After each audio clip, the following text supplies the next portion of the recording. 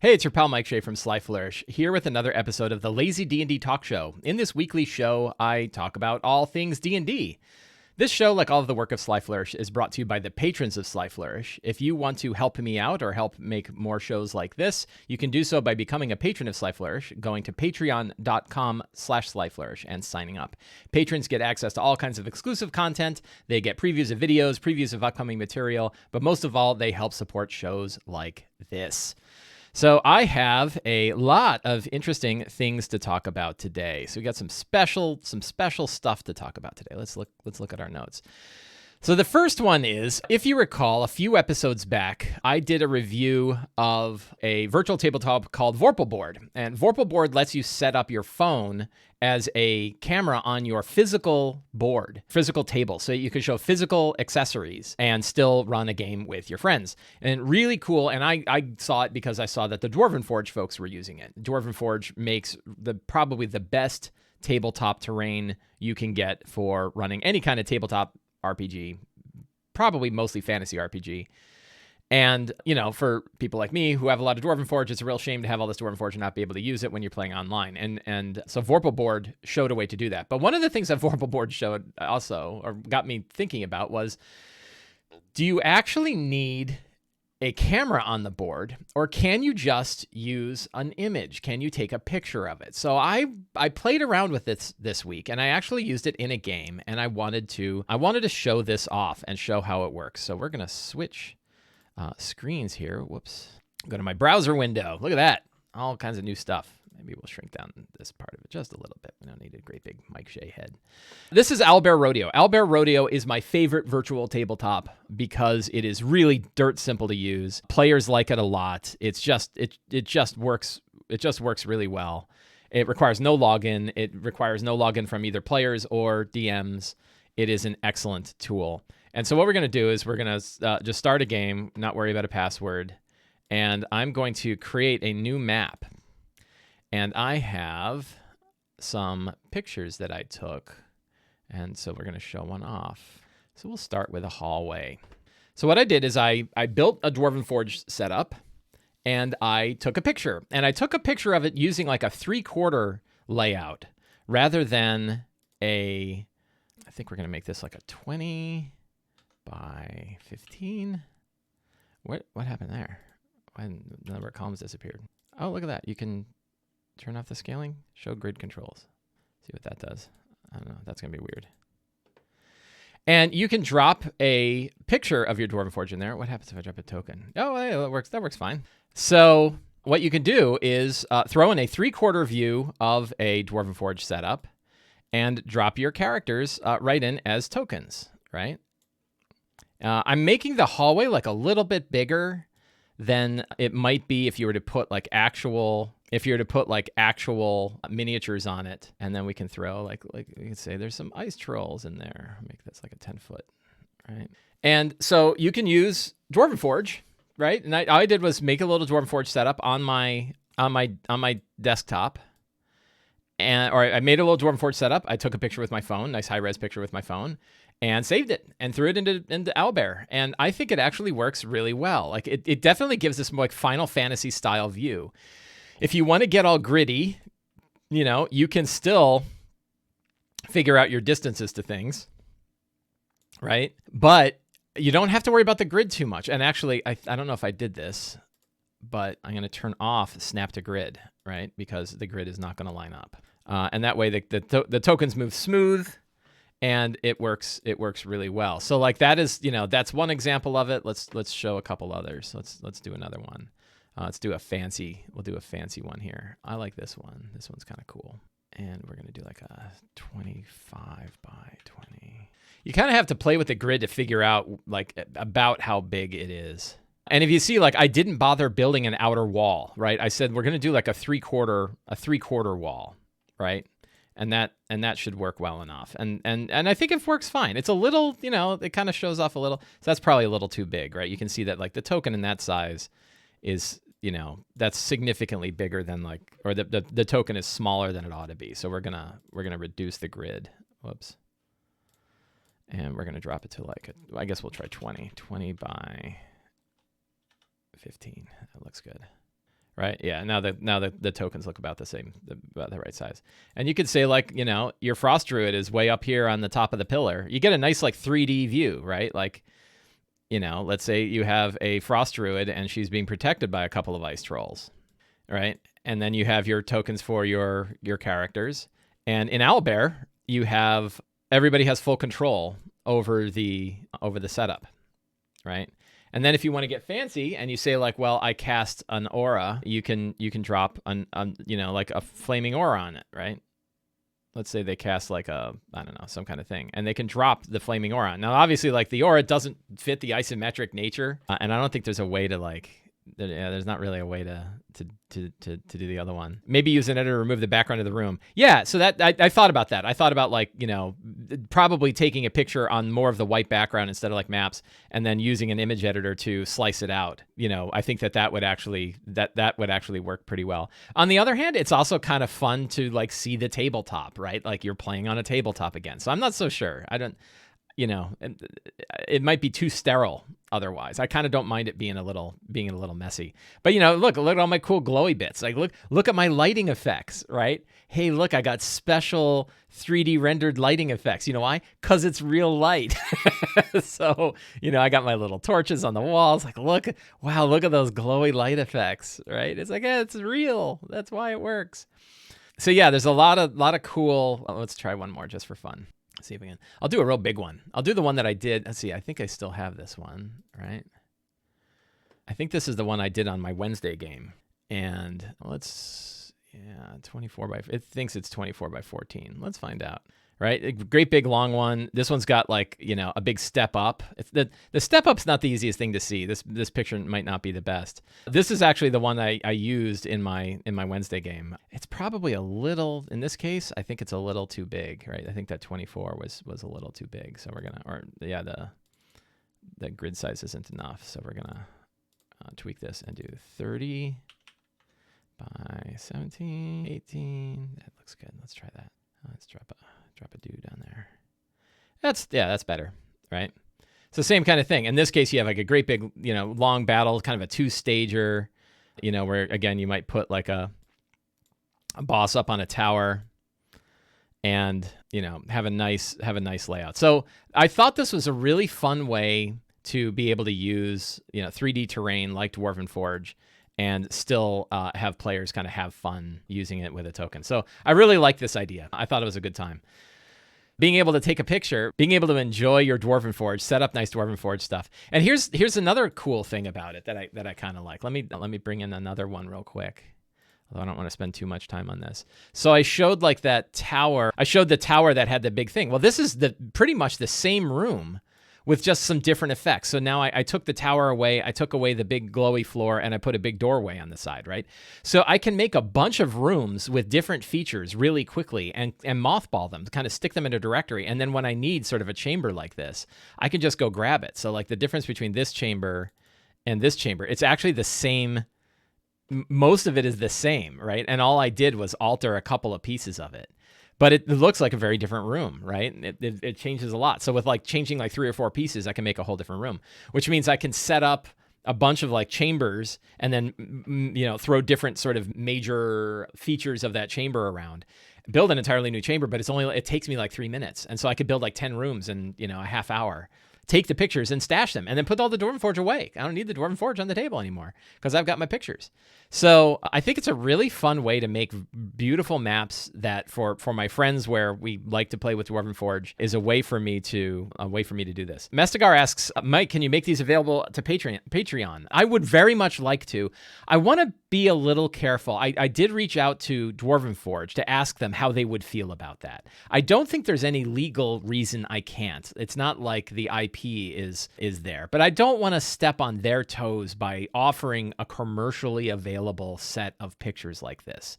So I want to be a little careful. But yeah, I own the terrain and it's my own picture. I know. I get it. And I don't, again, it's not a matter of like legality. It's just like I would feel better. I've worked with those guys in the past. I like them very much. They they're familiar with my work and they know this stuff. So I would like to hear from them that, yeah, they don't have any problem with me offering that up for Patreon. I don't think like I'd put it in a package and sell it on Drive-Thru RPG. That would definitely be weird. But offering it as a perk for patrons, I would very much like to do. I just want to make sure that, they're not surprised, right? I don't want them to be surprised and like, wait a minute, why are you doing that? So I'm asking them if they would have any issue with that. Yeah, I don't think Nate's a good guy and I've talked to him before. So, but I also would understand if they're like, well, I don't know, that's a little weird, right? We're not sure we want to do that yet because the idea of offering commercial versions of our stuff is a little weird because, they might want to do something like this. So I don't know.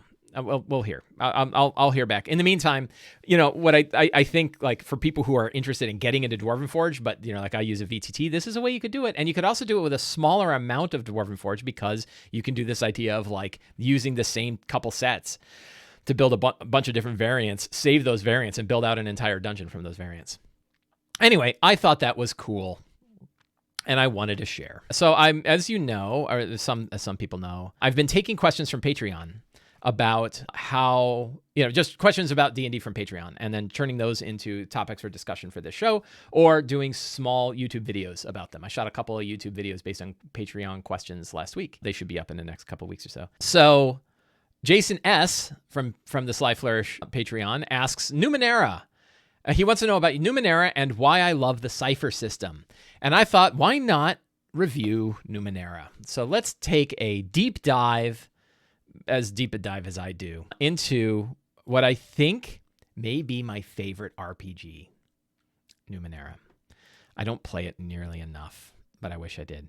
So I'm going to be talking about Numenera. I'm picking one particular book called Numenera Discovery. Numenera Discovery is really the central core book for Numenera, updated, the most updated version of the core book for Numenera. It is $20 PDF on Drive-Thru RPG. I think it's $50 to get it in print. It is a gorgeous print book. One thing, so Numenera is a RPG developed by Monty Cook Games. Monty Cook in particular, lead developer on it, but has a group, Monty Cook Games, that built the book. And one thing about Monty Cook Games, Numenera was a big, I don't know if it's their first Kickstarter, but I think so. And it was a real big commercial success. Their first Kickstarter for this thing was a great big success. He basically built Numenera right after finishing up his freelance work that he was doing for D&D Next. So this is about 6 years ago or so.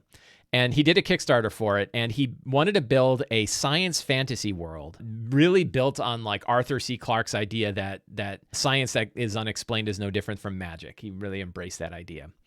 And built a really top-notch RPG that I've played on and off little bits for a while, but boy, it's really good. And there are so many elements of this RPG I think are so well thought out that I really believe, like, let me explain to you why I think it's my favorite RPG. I certainly don't play it as much as 5e, and I adore 5e. But there are elements to Numenera. They fit the lazy DM style really, really well. I love the environment for it. And yeah, so I think it is my favorite RPG. So Numenera is a fantasy RPG, science fantasy RPG set in an Earth that's 1 billion years in the future. So far in the future that Earth has actually shifted its distance from the sun, and now days are different. There is now a new supercontinent in it, and there are some number, I think it's 9, some number of previous societies that have come and gone.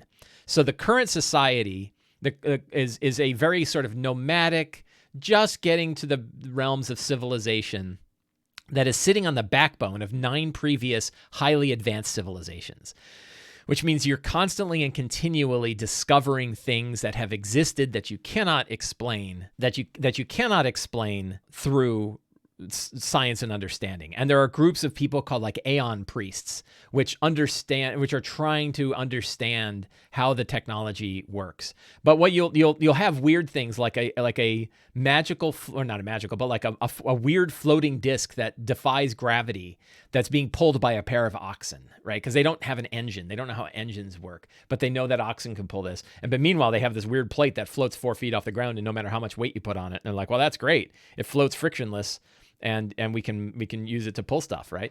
So there's a lot of stuff like that. It is a very optimistic world, right? It's about, and the reason why it's called like Numenera Discovery is that the concept of discovery is more important than like beating monsters. There are certainly huge threats and big dangers and all kinds of stuff in the world of Numenera, but really it is an adventure about wonder. And you may have heard me talk in the past about how like the last couple of major hardback adventures from D&D have been these like really brutal, like world-ending kind of stuff. And if you think about it, it's like Tomb of Annihilation, Curse of Strahd, Descent into Avernus, Rime and the Frost Maiden, right? 4 major hardback adventures that have come out are all like these. The world is ending, people are dying, cities are getting drawn into hell, the world is freezing, all these kind of like major dark themes. And there are dark themes in Numenera, there can be, but the general idea is about wonder and discovery. And I think that is really a great way to look at it, a great angle to take. It's just really interesting. There's certainly lots of threats. There's certainly lots of challenges, but it's not built around killing monsters. It's built upon discovering things.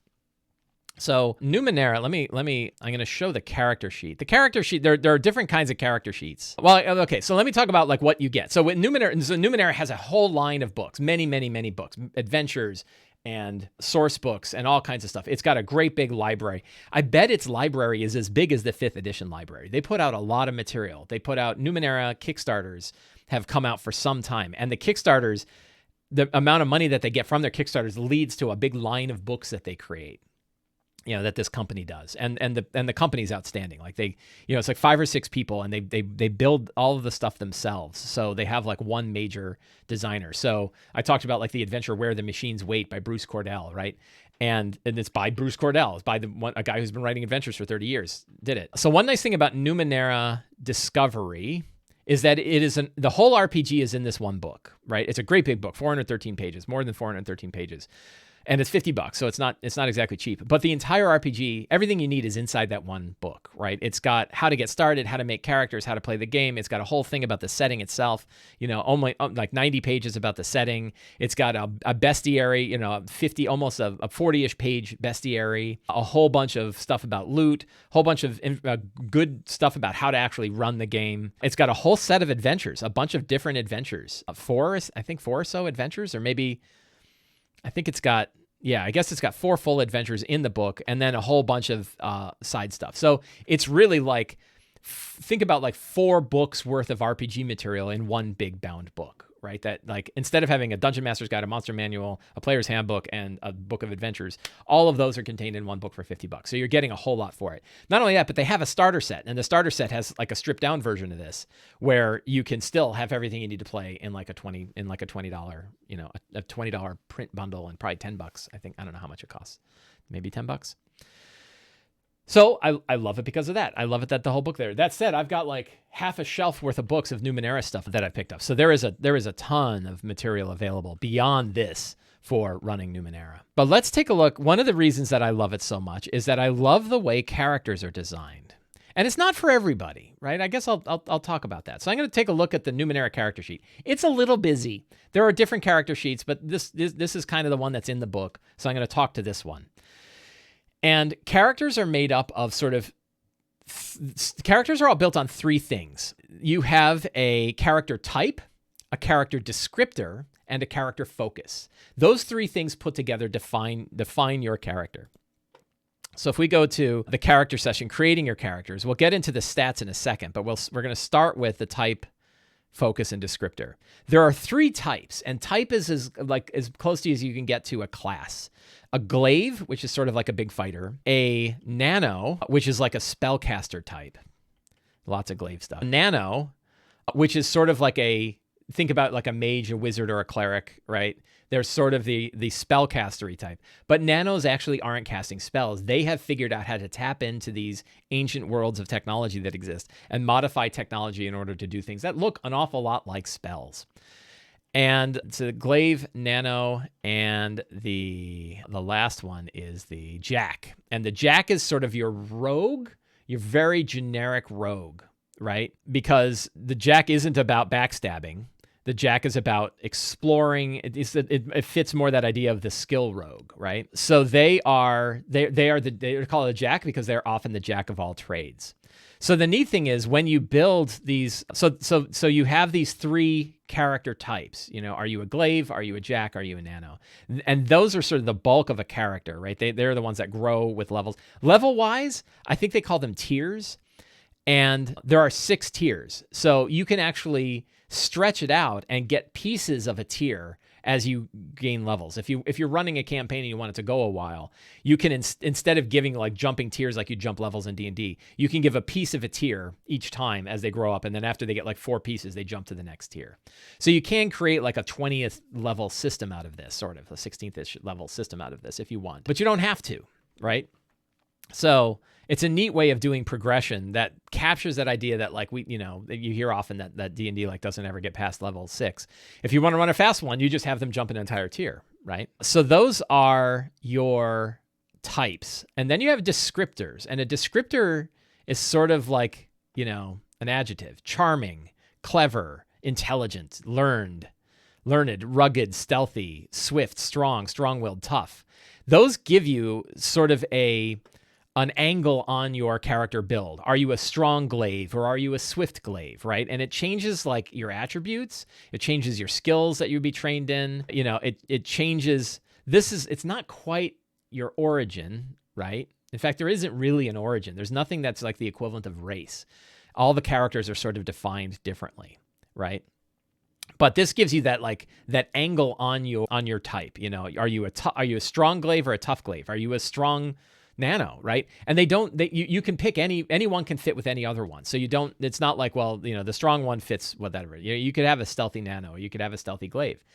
It fits well. So there's a number of those in here. And of course the extra books have more of these, right? They have more different things. So it's obvious that you might want to be like the learned nano, but not necessarily, right? It's okay to be kind of mixed up.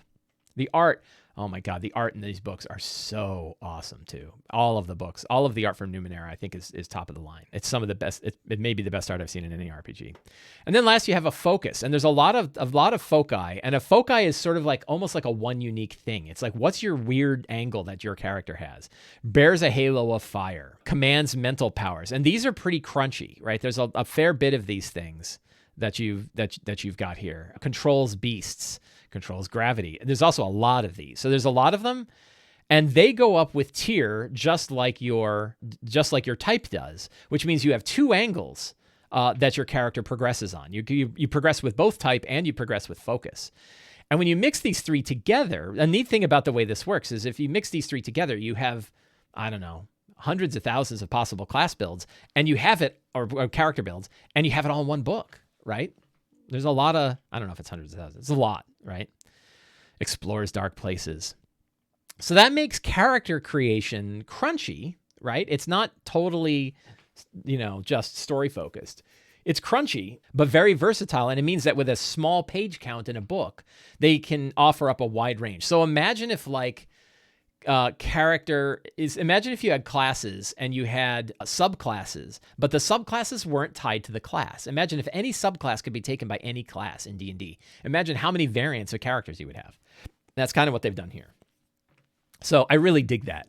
I dig being able to have a whole bunch of different crunchy systems. Hey, look, there's like a shark man with bare hands, right? Howls at the moon, hunts. You can see there's tons of these, right? They go on and on, all these different ones. Murders, you're a stealthy nano who murders. Yikes, scary. Rages, right? Rides the lightning. Very evocative. And what it gives you is a story that my character is a strong glaive who murders, right? And it gives you this sort of one sentence description that you can read out loud and in world kind of makes sense, I am a learned jack that rides the lightning. Really, really neat stuff. So that's how you build a character. And then you have like the equivalent of attributes. And the equivalent of attributes are basically 3 stats: might, speed, and intellect. And you build your might and your speed and your intellect by looking at your type and your, not the descriptor, but your focus. Your type, I guess it's your type and your descriptor determine what the attributes are going to be: your might, your speed, and your intellect. And it gives you a number. Now, your might and speed and intellect aren't a stat. They are the equivalent of a pool of points. So you have so many points in might, so many points in speed, so many points in intellect, and they act in two ways. And this is where I get a little, where it's not, it's one of the things I kind of don't dig. And it's one of the things where, other people have not dug this system, is that you use your points here for two things.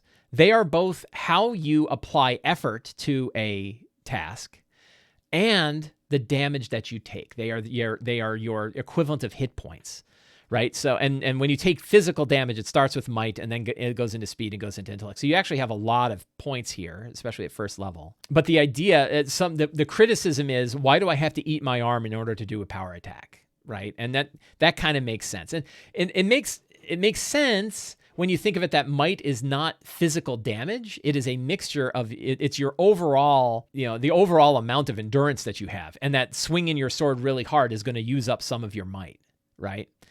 And so it kind of makes sense, but people, it ends up building there's definitely there's a couple problems with it, but one of them is it offers like a sunk cost problem. You feel bad spending points that are actually your hit points because you want to generate something. It's an elegant system in this idea that you don't have to have spell slots, you don't have to have some other resource pool. You just have might, speed, and intellect, and you burn those to do things, right? And you can do a lot of different things with them. But there is this idea that oh God, I spent it. And the example is I'll talk about where this can be a problem in one of the ways where this can be where how you can use it. So there are two other pieces of might of these stats, which are your edge and your, what's the other one here? I can't read it. Your pool and your edge. So the pool is how many you've spent, right? As you've expended them, they go into the pool. But then you have this thing called edge. And edge means that your character is particularly good at spending from that pool. So when you spend it, you actually spend less.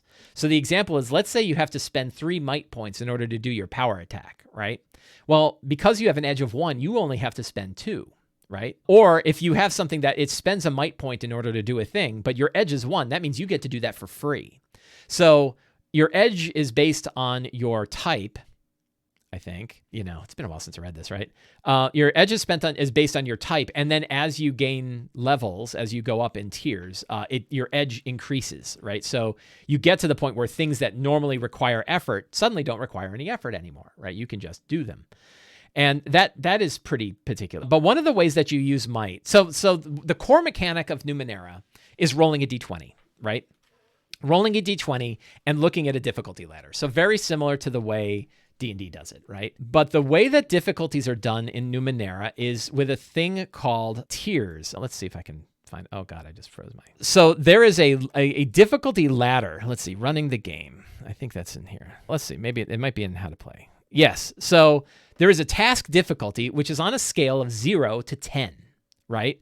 A 0 is really easy. Right? Doesn't take anybody can basically do it all of the time. Eating an apple is tier 0. Fighting an elder evil that has been drawn from another world, or pushing it back into its plane with just sheer will is like a task 10 and is basically impossible. This task difficulty ladder of 0 through 10 turns into a target number, which is 3 times the task difficulty. So a task difficulty of 4 has a target number of 12, right? It's 3 times the amount. That would be considered a difficult thing, and it kind of shows you trained people have a 50-50 chance. The target number is your DC. That's what you're aiming for when you roll a 20-sided die. Instead of adding modifiers to your roll, you change the task difficulty by increasing it or decreasing it a step. And the way that would work is if you say, I want to swing my glaive at this armored opponent, and you say, well, okay, hitting him is a task difficulty of 4, i.e. a 12, you could say, okay, I'm going to expend some might to lower that task difficulty. And you might say, I'm going to expend 3 might to lower 1 step, right? That's the step difficulty, which takes it from a 4 to a 3. So now your target number is only a 9. Now you might have other abilities too that also decrease it another step. So let's say you're already really good at hitting things. So you already decrease it a step. So it would normally go from a 12 to a 9. But you say, yeah, but I want to take that down to a 6. So I want to decrease it another one by expending some might and really hitting this guy. And that drops it to a 6. Now you only have to beat a 6 or better on the D20 roll. So what's cool about this is, and Monty Cook talked about it in his design documents, is that This is a way to ensure that the focus of your attention is on the die roll and the answer on that die roll. You're doing all of the math before you roll, and then you roll to see what you get. Professor Dungeon Master talked about doing this in D&D, that if you can do all of the math up front in D&D and figure out what the target number is, you can just tell the player you need to roll a 6 or better, and then they roll and they get it. And there's this really nice thing about rolling a die and not having to do any math after the die is rolled. You've already did the math, and now you roll. Monty Cook kind of wired that into the whole resolution mechanic of Numenera. And I really like that. I think it works well. It's cool. The one area where it kind of gets in the way is that if you say something like, well, I'm trying to attack this armored opponent. I'm skilled with my glaive. I'm a glaive who's skilled with fighting with a glaive. And I'm stabbing him with it. So I already take the task difficulty down 1. So I know the difficulty is 9, but I really want to hit him because 9 is almost a 50-50 chance.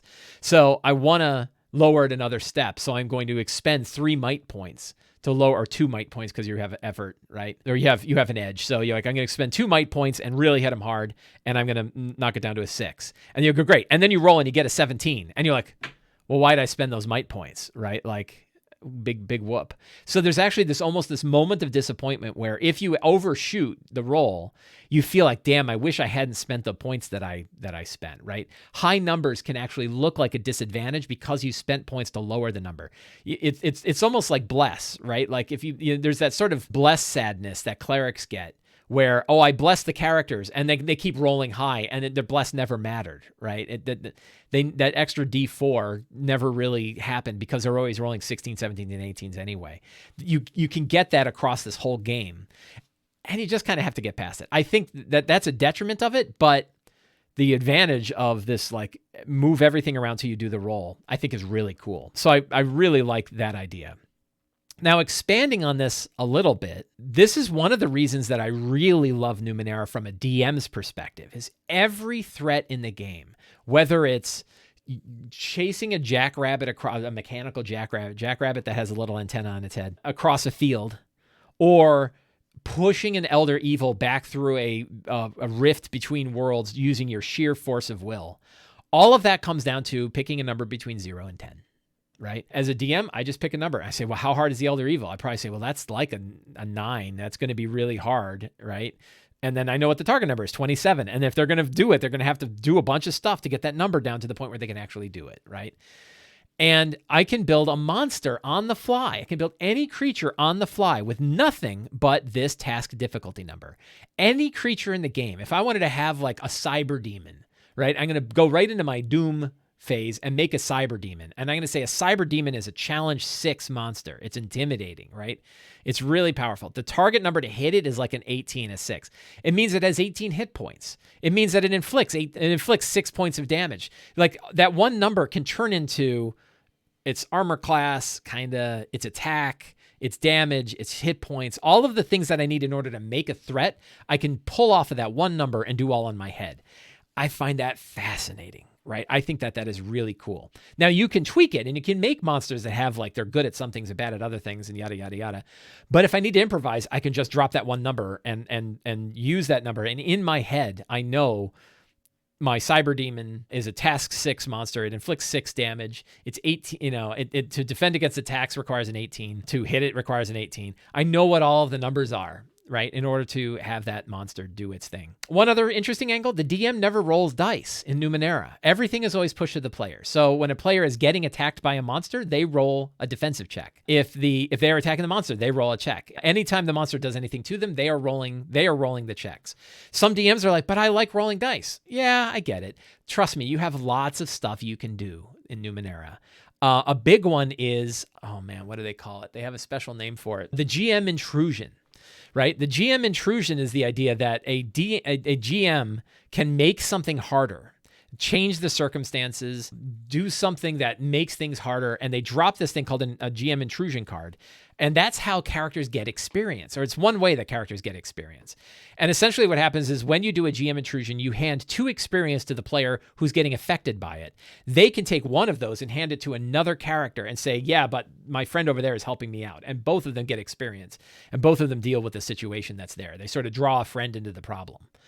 And that is a way, imagine that in a 5e circumstance that you could grant your monsters advantage by handing inspiration over to your players, right? That's sort of how that works. Experience points handed out this way can serve two purposes. One is a player can use it to re-roll any die they've rolled, kind of like advantage. A little bit, it's after the fact, but they can, they can re-roll in order to get it, or they can hold on to it in order to level up their character. Four experience points gives you like one step of your tier, which is another problem because why would you burn a resource that could also give you a permanent boost, right? There is a nice house rule for this that you essentially have two pools. You have experience points that you gain that level you as a character, and you have experience points that you can use in order to re-roll dice rolls. And if I was playing it, I would separate the two out because I don't want players to have to make the hard choice of, do I want to level, I want my character to get better, but I also want to re-roll that roll, right? So I would play with a pool of both. But that is kind of an interesting angle on it. What else do I want to talk about? Man, I've covered a lot of material on this game. Obviously, I love it. I think it's fantastic. This is why I love it as much as I do. And one other thing I'll mention, which is like items and ciphers. They have ciphers in Numenera. I stole the idea of ciphers right out of Numenera and threw it in my D&D game, and it works great. Ciphers are single-use artifacts that have a powerful effect on them. And in the book itself, it has many, many different kinds of ciphers. Look at it, like it's got almost 100 different types of ciphers. And all of them have levels that they can have, sort of how good they are at these things. Some could be weak, some could be strong. The cool bit is, like, as a DM, I could just roll randomly and pick them and throw them out there. There's a lot.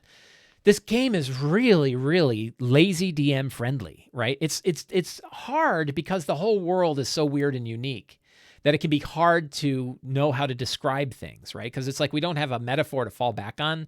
Like with D&D, like I've been playing D&D for 40 years. I know how to describe an ogre, right? But like some of the monsters in here, like how do you describe that thing? So that's where like the adventures that they come out with are really useful because they give you a lot of material to say, oh, that's what Numenera is like. It's almost good to get published adventures, including the 4 that are in here, because they tell you what the world is like. They tell you how to describe things. They give you ideas, even if you're building your own. But yeah, so ciphers are a really cool way. And this is what they describe in the book as: give players broken things, or give players things that are way better than they are, because that's kind of the way Numenera is. You discover something that's completely outlandish that you wouldn't expect, but they can only use it once, right? Or very few number of times. And you can see that they have like a D6 for the levels, D6 plus 2 for this Cathalon, cures any disease. It has how good it is. And it might be a 3 or it might be an 8, right? And those like a level 8 Cathalon is a really good one, right? Like think about it. That means, it's going to work really, really well.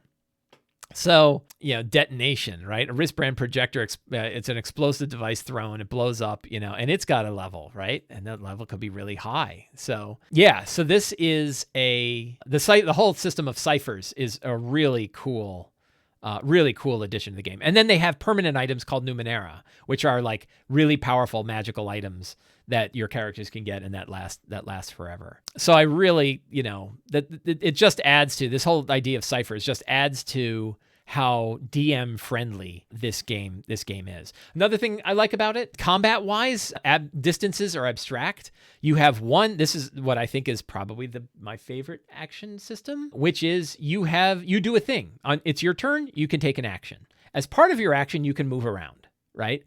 But generally speaking, you take, let's see if I can find the combat section here. Get you the character setting, playing the game, rules of the game. It must be under playing the game. Yeah. Every character on your turn, you can do a thing, right? An action. And actions are cool. Actions fall into categories. So when you do an action, you're doing a might action, a speed action, or an intellect action, typically, and they have difficulties that you apply, blah, blah, blah, blah. But as part of your action, when you're in combat, you can move. And the distances when you move are abstract. This has the whole thing about, distance, right? The distances are immediate, short, long, and very long distances. And so different devices will have things that are short, medium, short, long, or whatever. And, if you're familiar with me, you know that I prefer abstract distances to fixed squares. So I really like that. There was another angle on this I was going to mention, but I don't remember what it was. Oh, yeah. So one thing is like crit. It has crits. It actually has like a range of crits. Man, so many things. You don't roll dice for damage, right? Damage is a static number for both characters and monsters. It's a static number, but that number can change depending on the D20 roll. So if you roll like a 17, 18, I think it's like, or if you roll like a 17, 18, or 19, that gives you like a +2. If you roll a 20, it's like a +4 or something like that. I don't remember the exact amount, but basically you do more damage if you roll at the top end of your die. And that's really cool, which means that like you can play this whole game, I think, with like a D20 and a D6. It does have the equivalent of healing surges. You can basically heal 4 different ways. If you look in the character sheet down here in the recovery, 1 action, 10 minutes, 1 hour, 18 hours. Everybody sort of has this equivalent of the healing surge, not the healing surge. What do they call it? Is it healing surge for fighters? Where as an action, you can give yourself a D6 and recover any one of your stats with like a D6. And then you have sort of the 1 action, 10 minutes, 1 hour, 10 hours, right? And once you've done all 4, then you need to take a full rest. But that lets you recover points, and you can recover some points really quickly. The more points you try to recover, the longer it takes. So the whole system is just really, really elegant, right? And one thing that's neat about it is it's been around for 6 years, and I don't think they've had any changes to the core rule set. I think they changed a little bit of the nomenclature that got people tripped up. But generally speaking, the system runs the same way that it has run for the last 6 years. And it's just solid. It's just a great system. I think I've talked this to death, right? Yeah, I talked for like 30 minutes about Numenera, but you wanted to know about why I love Numenera. And those are really the reasons I love Numenera. I love its optimistic, high science fantasy environment. It just feels cool. The artwork is absolutely outstanding. The system is really well refined. Character creation gives lots of crunchiness without having to have a lot of different options. The rolling system is really cool. It's very lazy DM friendly because you can improvise a lot. Like Monty Cook knows the importance of improvisation and has built it into the mechanics of the game. The whole like build anything with just a flat with a flat target number of 0 to 10 is a really elegant way to do that system. All of these things together just tell me that like, you know, it's a fantastic system. I absolutely love it. If you don't dig the Numenera world and then you're crazy, you know, then that's wrong fun. But let's say you didn't, right? And you want to run another. They have the Cypher System has a book that's just the Cypher System, and it applies to any genre. And in the book, it has all different kinds of genres that you can play. So you could actually use it directly with D&D if you wanted to. I like the idea of having a system and a world tied together, right? So I love Numenera, the world, and I love the system together. And I think they were built together well, and they work well together. So with that, I will stop and say that the last 30 minutes or however long I spent on this is why I love Numenera as much as I do, and highly, highly, highly recommend it. If I wasn't playing 5e as much as I was, I would be playing Numenera like crazy because I love this system. So Jason S., I hope I answered your question because holy cow, that was like the longest review I've ever done. But I've been thinking about playing this game for a long time. We'll go through a couple of Patreon questions today. I don't know how many I'm going to be able to get through. Let's go back to our Enclave question. Victor N. asks, do you ever experience a sense of regret or disappointment after DMing a session? I often feel this because I forgot an important detail or a fun game mechanic, or I had to improvise something important and I ended up not working as well for the story. Maybe my players don't know what they missed, but I find it frustrating. Do you have any tips for dealing with this? So yes, I do. In the same way that I feel nervousness before every D&D game that I'm going to run, I also, on occasion, not always, certainly less often, feel that like, oh, that didn't quite go as well as I wanted. I try not to beat myself up. One thing is like, I think some of this regret come from I prepped things that didn't get used, right? I think people can certainly feel that. But certainly it's like, oh, I had this really cool idea for an NPC and it didn't work out. Like I had this big backstory for this NPC and I thought it'd be really cool and it didn't work out. That can happen. You know, events go a certain way. I mean, not every game is great. Like we certainly have bad games. I have bad games. I run games that don't go well at all, right? And I think we can do the same sort of thing that we ahead of time where we feel that sense of nervousness about running the game, which is like take a step back, look at the situation analytically and say, do I just feel this way or did it really happen, right? And if it did happen, well, what can I do about that? How can I make it different? Can I, in some cases, like, is there a way to retcon things a little bit so that it can go, you can sort of use this thing that you thought was going to be really cool and didn't? Are there, how do you, but I think that idea of kind of stepping out of yourself for a minute, stepping out of your feelings for a minute and looking at the situation and trying to understand it, trying to look at it, trying to say like, okay, well, what, how do I fix this in the future? And maybe it's just like, well, what happened. The future is the future. Time to worry about the next game, right? That's something I recommend. Or if there's a way that you can kind of shift things around, maybe you bring a location back in later. The location didn't go like I expected. Maybe there's a way for them to come back here later, right? So it really depends on like what happened. If I've run it where I've run boss monsters and I forgot an ability that they had. I forget. There was a point where I'm pretty sure that I forgot lich abilities every time I've ever run a lich. And I feel bad because it's like, how many times in my life am I going to run a lich? And yet every time I forget an important characteristic because turns out liches are really hard. I think liches are probably one of the hardest monsters to run.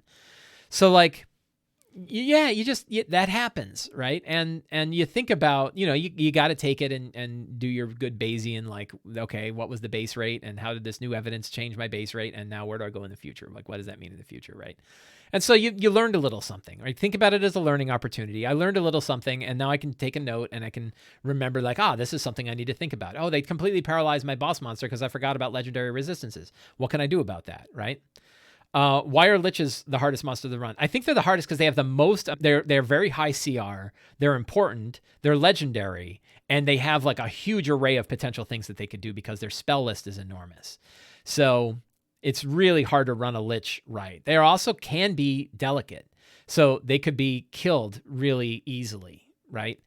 And if you're not managing liches, this is why I have like multiple articles about how to run liches. I have a YouTube video about liches. I have an article on Sly Flourish about liches.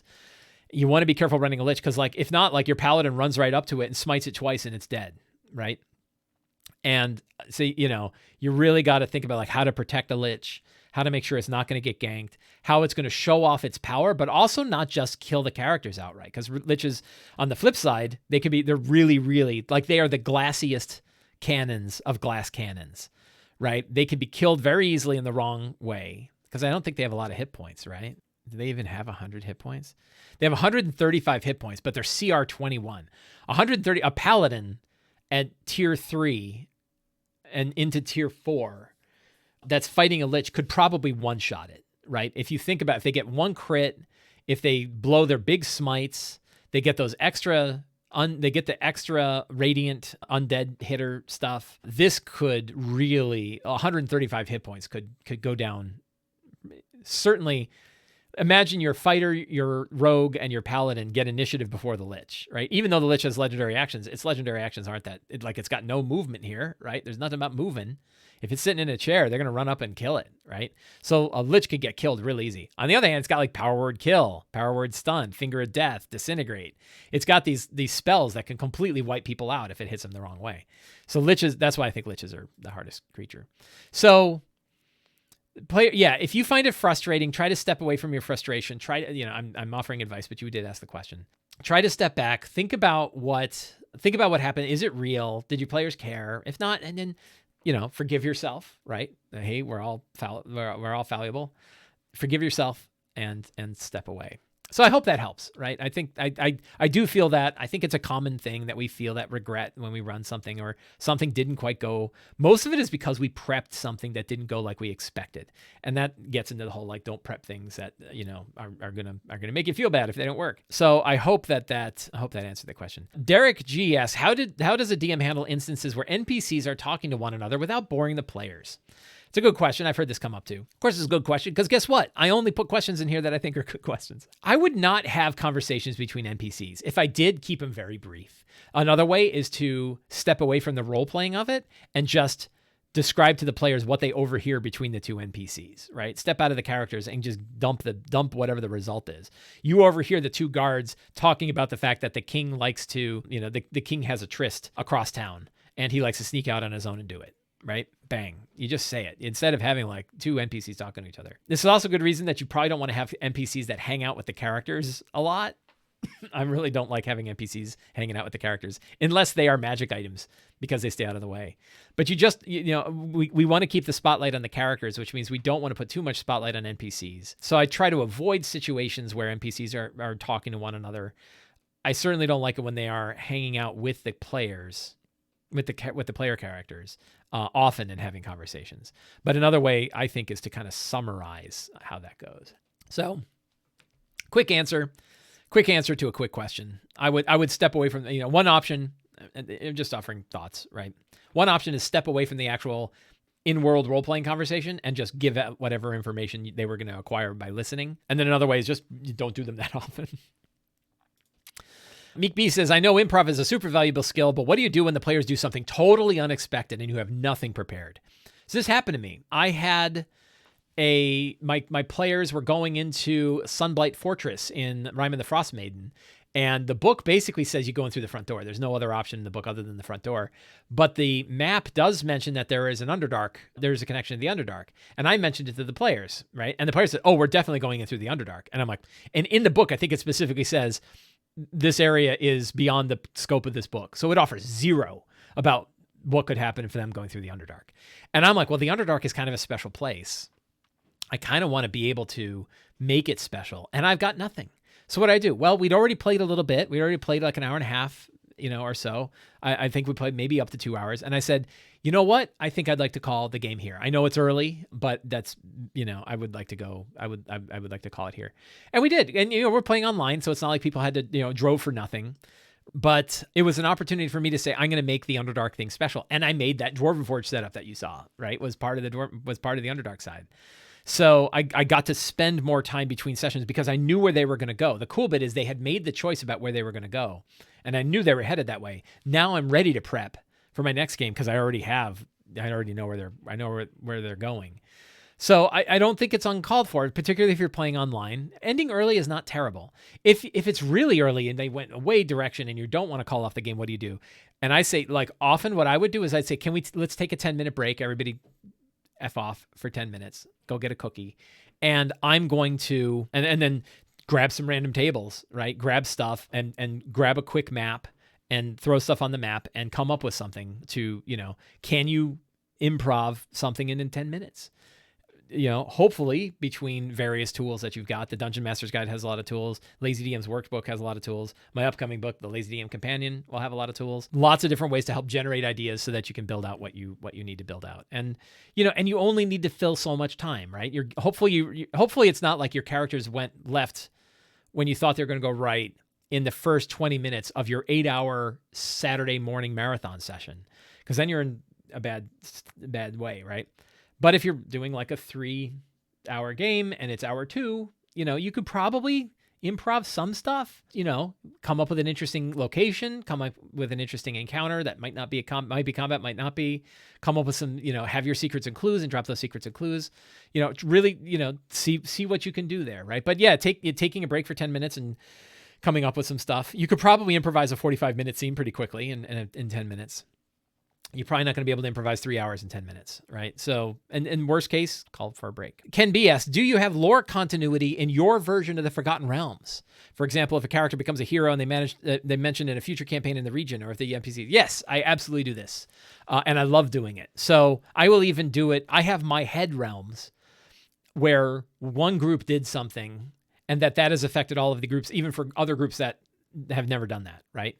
And the example is like when I ran Horde of the Dragon Queen and Rise of Tiamat, that event happened, right? And for the group that did it, that event happened. And in every version of the realms that I've run since, it has come from that. Same way with like Descent into Avernus, I think probably. And I will certainly draw in. So like the events of Out of the Abyss have occurred and are occurring during my Rime of the Frost Maiden game.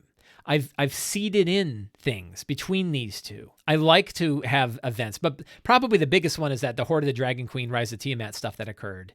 That ended up being like a major point of the story for Storm King's Thunder, for Tomb of Annihilation, for Horde of the Dragon, not Horde of the Dragon, for Waterdeep Dragon Heist. Those all had an effect on it. And then even little pieces. Every ancient or adult dragon knows about the events that happened in Rise of Tiamat, right? And so the idea that like the ancient dragon that's in Rime of the Frost Maiden was actually supposed to be there, but was too old to really help out in the rising of Tiamat at the end of Rise of Tiamat, right? That can be part of the effect. And it's fun for DM, even if the players don't ever really recognize this. It's fun for me as a DM. The players might never really see these answers, but it's fun for me as a DM. One of the things I really love is that most of the people of the Sword Coast think that the cult of the dragon and the rise of Tiamat was a giant Ponzi scheme, right? That it was all about rich people stealing money from poor people, and rich people got snookered by this, Bernie Madoff style guy who said, "Oh, I'm going to raise up the horde. I'm going to raise up Tiamat, and we'll all be worshippers of Tiamat." And he just stole the money, right? And like everyone's convinced he stole the money, and a bunch of like rich nobles don't want to talk about the fact that they lost all their money back in this stupid cult, right? And then a bunch of towns are like, "Yeah, we all got stolen." Right. But the idea that like the average farmer just thinks that, oh, look, rich people stole money from poor people and other rich people stole other people from money from other rich people. And that Tiamat never actually rose. Well, the reality is, yes, Tiamat almost did rise. Tiamat was in the plane for a little while till the adventurers kicked her ass and sent her back into the abyss. Sent her back into the nine hells. I like that. I like that angle, right? And I like to drop little hints of this throughout. And my players know because they know about the adventures. Even if they didn't run it, they know about it. So they enjoy that too. So I love to do that, and I love to drop in these little hints about the stuff that happened previously. I think that Waterdeep Dragon Heist is excellent because it's a way to show that there was like 500,000 gold dragons that had come from the horde of the Dragon Queen, but was trying to get embezzled by Lord Neverember and got stuck in Waterdeep. And now all these different groups are fighting for it. So the fact that that money is there, that money actually belonged either to a bunch of rich people, and who cares about them, but also belonged to a bunch of villages that are now struggling. And one of the motivations for the characters can be, let's try to get that money so that we can move it back to the villages who lost their money when those stupid Cult of the Dragon showed up, because Neverember was supposed to do that and he never did. I think that's a really fun angle on that whole adventure. So yes, an answer to that. I hope you enjoyed today's episode of the Lazy D&D Talk Show. It was great fun to do, as always. I always appreciate having everybody hanging out with me today to talk about all this stuff. And if you enjoyed it, if you enjoyed this show, there are 4 things you can do to help me out. First, you can subscribe to the Sly Flourish newsletter. Second, you can subscribe to my YouTube channel on YouTube. Third, you can support me directly by going to patreon.com/slyflourish and becoming a Sly Flourish patron. You can throw questions my way like this, and maybe they'll come up at a show. 4, you can pick up any of my books, including Return of the Lazy Dungeon Master, the Lazy DM's Workbook, and things like that. And also, a 5th, you can keep an eye out for my upcoming Kickstarter coming September 28th for the Lazy DM's Companion, the 3rd book of the Lazy Dungeon Master series. Thank you all very much, and have a great day.